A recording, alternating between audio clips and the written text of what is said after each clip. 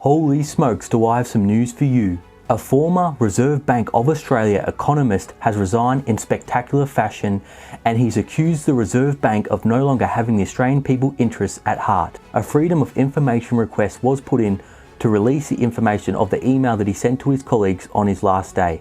Let's have a look. Former senior Reserve Bank economist unloads why the central bank makes bad decisions. And I guess they do, because look how the Australian economy is doing right now. The Reserve Bank's dysfunctional decision-making process has led to a bad monetary policy decisions, according to a former senior RBA economist who also accused the central bank of no longer acting in the public interest. So what do you think? Do you think the Reserve Bank of Australia is acting in the interest of the Australian people, or do you think it's just creating more and more wealth inequality in Australia? In a bombshell resignation speech emailed to colleagues on August 12th and released under Freedom of Information legislation on Friday, Peter Tulip Mania represent, took his opportunity to vent his frustrations at the end of 9 years in the RBA's highly respected economist department. So it looks like this guy's been in the Reserve Bank for 9 years. Obviously he knows a thing or two about economics. Now I know a little bit, but obviously don't know anything compared to him and to those at Reserve Bank of Australia.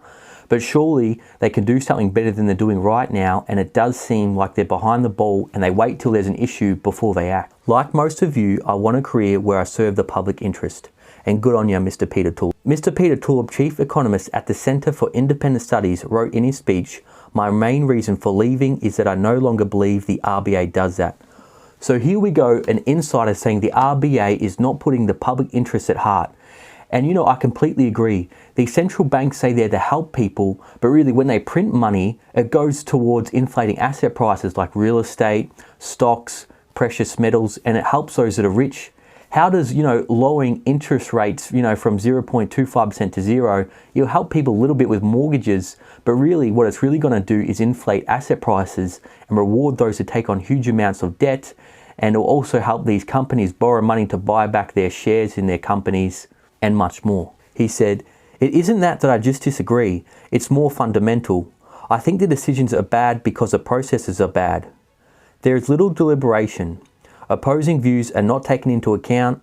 Decisions makers seem hostile to a consideration of evidence or research." So I guess what he's saying here is the processes at the RBA are bad, and that if you ever try to go against what they say, they'll just throw you under the bus or throw you out. The sharp criticism by recently departed Mr. Tulip came hard on the heels of a similarly damning assessment by former Prime Minister Paul Keating, who last week accused the high priests, that's pretty funny, of the Reserve Bank of Australia of indolence in responding to the economic crisis triggered by the pandemic. So yes, the Reserve Bank of Australia is definitely being criticised. What do you think they should do? Should they go into negative interest rates? Should they do helicopter money where they create a digital currency like the Federal Reserve is thinking of doing, and in the next crisis they just automatically put money into people's accounts? Do you think they should do more money printing? Do you think they should buy more government bonds? Do you think they should buy up all these bad loans that the banks are doing right now? What can the Reserve Bank of Australia do right now to really help out the Australian people? Mr. Tulip agreed with this verdict, saying that its reluctance to ease the policy central banks have been too timid in purchasing its inflation mandate. So according to the CPI, we're actually in deflation because petrol's been going down, flights have been going down, people haven't been spending, so consumer goods are going down, or discretionary spending is going down, but the mandatory things have been going up like food. So they keep saying, we don't have inflation, we need to print more money, we need to get inflation higher. And again, that just helps the rich. It just helps those that have debt because it devalues the debt. It helps those that have assets because it increases assets. And then it makes the cost of living more expensive for the everyday Australian. So I don't know there, but then again, they say it increases wages, but we haven't had much wage growth here in Australia. And I don't see any good wage growth coming in the near future. In his August resignation speech, Mr. Tulip accused the RBA board, which he said does not understand monetary policy or statistical research, of ignoring the economic evidence when making its decisions on rates. So he's pretty much saying everyone at the RBA are pretty much idiots. They have no idea what they're doing. They don't understand economics. They don't understand research. So what do you think? Our disagreements over the zero cash rate bound or financial stability reflect judgment in the way that disagreements over climate change, the health effects of tobacco, or vaccination reflect judgment. He said, "It would be more accurate to say that one side reflects the research while the other side believes what it wants to believe." First by former Prime Minister and now ex-senior staff member of long-standing are essentially notable as criticism of the deeply respected and independent Reserve Bank have historically been confined to the margins. And of course, a spokeswoman of the RBA declined to comment. And I wonder if this is the same woman that wanted to shut down the real estate market, to save the real estate market in March, and to, cover up all the data that was being put out there to say that house prices are declining. So I guess the RBA is in the business of creating bubbles. When the bubbles are booming, everything's booming, they don't raise interest rates to cool the market. And then as soon as we start to see any little cracks in the market, boom, they lower interest rates to keep the bubble going. Mr. Tulip on Friday evening was unrepentant, telling the Weekend Australian, "I stand by everything I said in the email." And good on him for finally speaking the truth. We need more Australians, high official Australians, to do what's really good for the public interest and not just keep doing what's good for corporates and for the rich. He said, "I know many of my ex-colleagues at the RBA disagree with me," he said.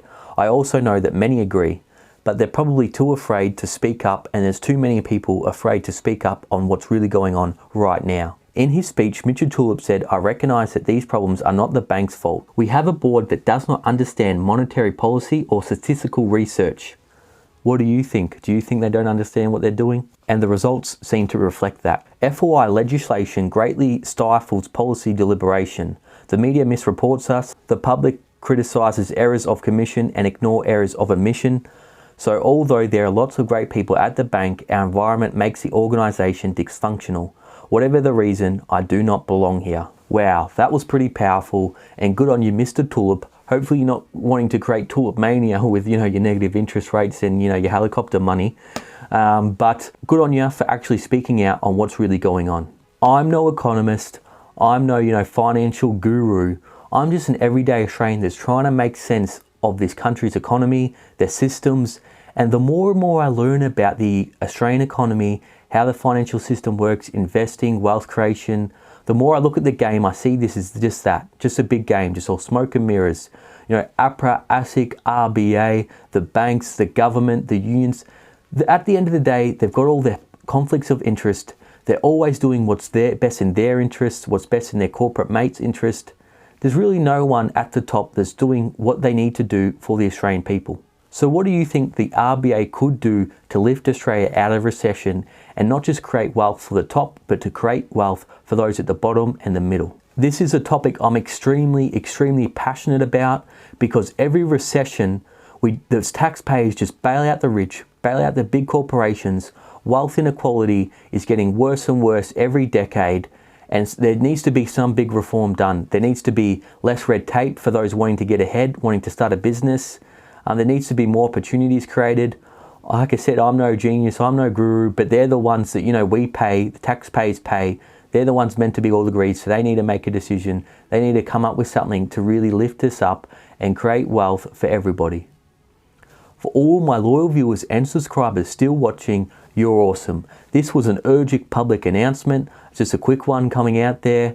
So again, share your thoughts below. If you haven't already, subscribe. I'll keep you all up to date on the latest economic and finance news, all the big issues that's happening in Australia right now. And of course, I'll see you in the next video.